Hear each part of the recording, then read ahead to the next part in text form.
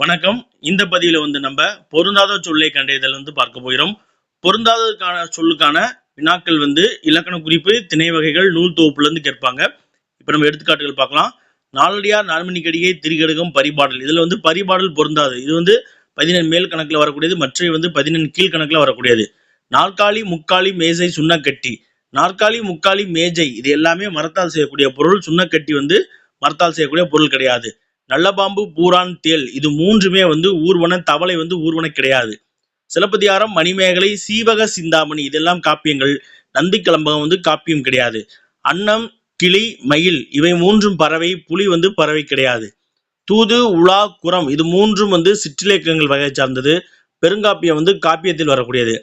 மயில் மயில் பறவை இனத்தைச் சேர்ந்தது. ஐரை, குறவை, இறால் இது எல்லாமே மீன் வகையைச் சேர்ந்தது. கைப்பந்து, கால்பந்து, பூப்பந்து இது எல்லாமே விளையாட்டைச் சேர்ந்தது. சுண்ணாம்பு விளையாட்டை குறிக்காது.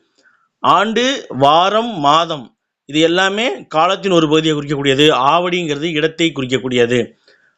கண்ணகி என்பது பெண்பால். மற்ற வள்ளுவர், பாரதியார், பாரதிதாசன் எல்லாமே ஆண்பால். அதே போல திருக்குறள், அபிதான சிந்தாமணி, வளையாபதி இவை மூன்றுமே நூல்கள். கம்பர் என்பது புலவர்.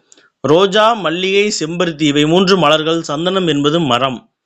வீரம், மரம், வலி இது எல்லாமே வீரம், வலிமை அப்படின்ற பொருளை குறிக்கக்கூடியது. கோலை வீரம் இல்லாத தனத்தை குறிக்கக்கூடியது. அதே போல மங்கை, மடந்தை, அறிவை இது எல்லாமே பெண்களிட பருவங்களை குறிக்கக்கூடியது. கிழவன் என்பது ஆண்பாலுக்குரியது.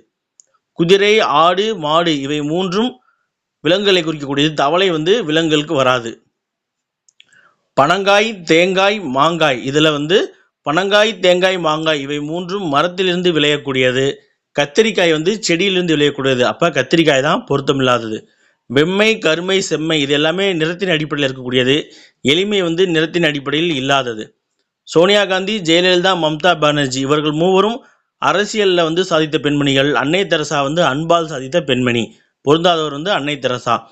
சால, தவ, உரு இவை மூன்றும் மிகுதி என்ற பொருளை தரக்கூடியது. குறை என்பதுதான் இதில் பொருத்தமில்லாதது. நன்றி.